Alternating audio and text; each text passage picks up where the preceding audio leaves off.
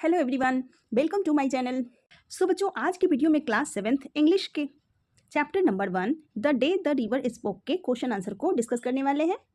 तो इस चैप्टर के सारे क्वेश्चंस को हम डिटेल में समझेंगे। हर क्वेश्चन का मीनिंग पहले हम सिंपल लैंग्वेज में समझेंगे, फिर आंसर को स्टेप बाय स्टेप एक्सप्लेन करेंगे ताकि आपका कॉन्सेप्ट भी क्लियर हो जाए और फिर आप एग्जाम में कॉन्फिडेंटली आंसर लिख सकें। ठीक है, तो बच्चों इस चैप्टर में सारे आंसर्स को स्टूडेंट्स की कन्वीनियंस के हिसाब से सिंपल और इजी एग्जाम रेडी लैंग्वेज में एक्सप्लेन किया गया है, जो आपके लिए काफ़ी हेल्पफुल होने वाला है। तो चलिए शुरू करते हैं। फर्स्ट क्वेश्चन है आपका, why does the writer describe different aspects of nature in great detail at the beginning of the story? Why do you think the writer does this? तो स्टूडेंट्स इस क्वेश्चन में हमें ये समझना है कि ऑथर ने स्टोरी की बिगिनिंग में नेचर का इतना डिटेल डिस्क्रिप्शन क्यों दिया है। तो क्या राइटर सिर्फ रिवर और ट्रीज की ब्यूटी को दिखाना चाहते हैं? तो नहीं, ऐसा बिल्कुल भी नहीं है। इस डिस्क्रिप्शन का स्टोरी में एक अलग ही इम्पॉर्टेंट पर्पस है। ठीक है, तो ऑथर स्टोरी की स्टार्टिंग में ही नेचर का ब्यूटीफुल डिस्क्रिप्शन देकर एक पीसफुल और काल्म एटमोस्फेयर क्रिएट करते हैं, जिससे कि रीडर्स को स्टोरी का मूड समझ में आ जाए। ठीक है, और साथ में हमें ये भी पता चलता है कि जानवी का रिवर के साथ बहुत ही डीप कनेक्शन है और रिवर उसके लिए सिर्फ एक नदी ही नहीं है बल्कि एक क्लोज फ्रेंड और फिर गाइड भी है।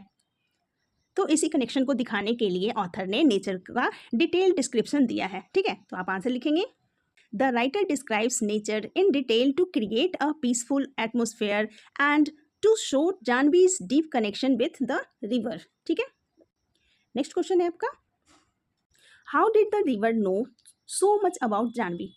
तो इस क्वेश्चन में आपको बताना है कि रिवर को जानवी के बारे में इतनी सारी बातें कैसे पता थी। क्या रिवर उसे पहले से ही जानता था या फिर जानवी ने खुद अपनी बातें उससे शेयर की थी? तो आपने स्टोरी में पढ़ा कि जानवी रोज रिवर के पास जाती थी और वो अपनी फीलिंग्स, अपने ड्रीम्स और अपने वरीज को रिवर के साथ शेयर किया करती थी और इसी वजह से रिवर उसके बारे में सब कुछ जानता था।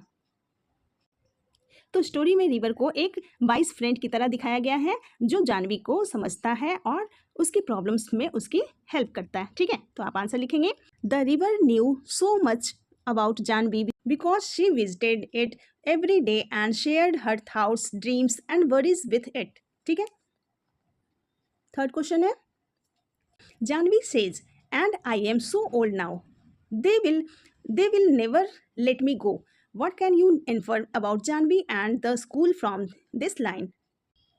तो यहाँ पे जो लाइन लिखा हुआ है and I am so old now, तो इस लाइन से क्या फीलिंग या फिर आपको मैसेज मिल रहा है ये आपको लिखना है।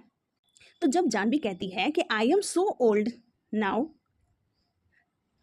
दे will never let me go, तो इससे पता चलता है कि उसके अंदर कॉन्फिडेंस की कमी है और उसे लगता है कि अब उसकी एज स्कूल ज्वाइन करने के लिए ज़्यादा हो गई है और इसी वजह से वो डर रही है कि स्कूल वाले उसका एडमिशन शायद एक्सेप्ट ना करें। और ये लाइन जानवी के फियर और इनसिक्योरिटी को दिखाती है। ठीक है, आंसर लिखेंगे, the line shows that Janvi feels she is too old to join school and fears that she may not be allowed to study.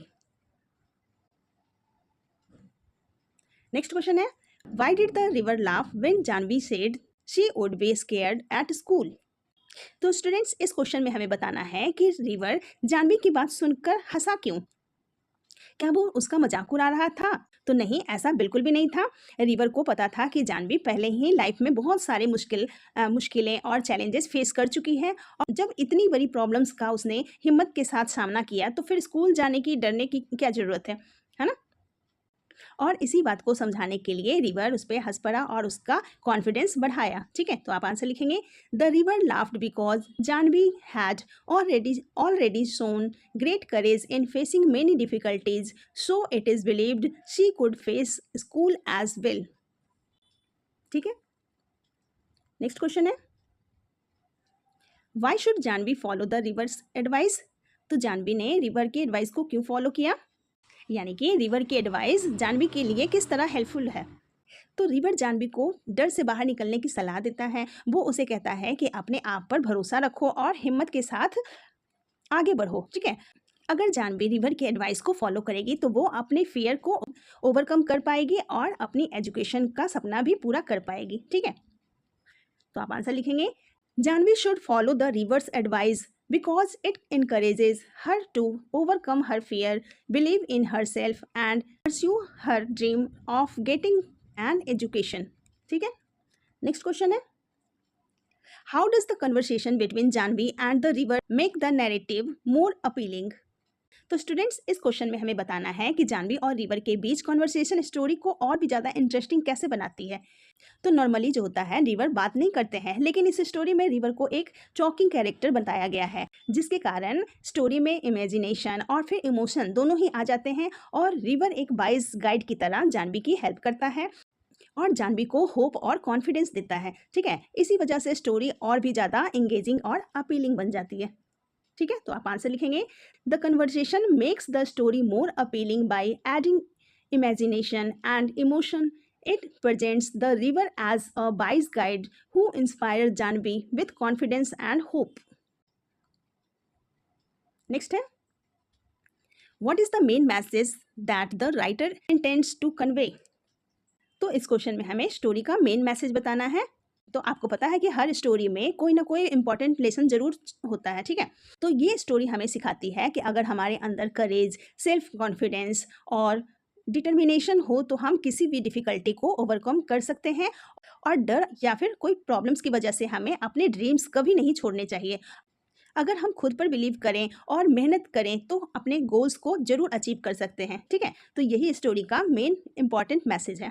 तो आप आंसर लिखेंगे, the story teaches us that courage, self confidence and determination help us overcome difficulties and achieve our dreams. ठीक है,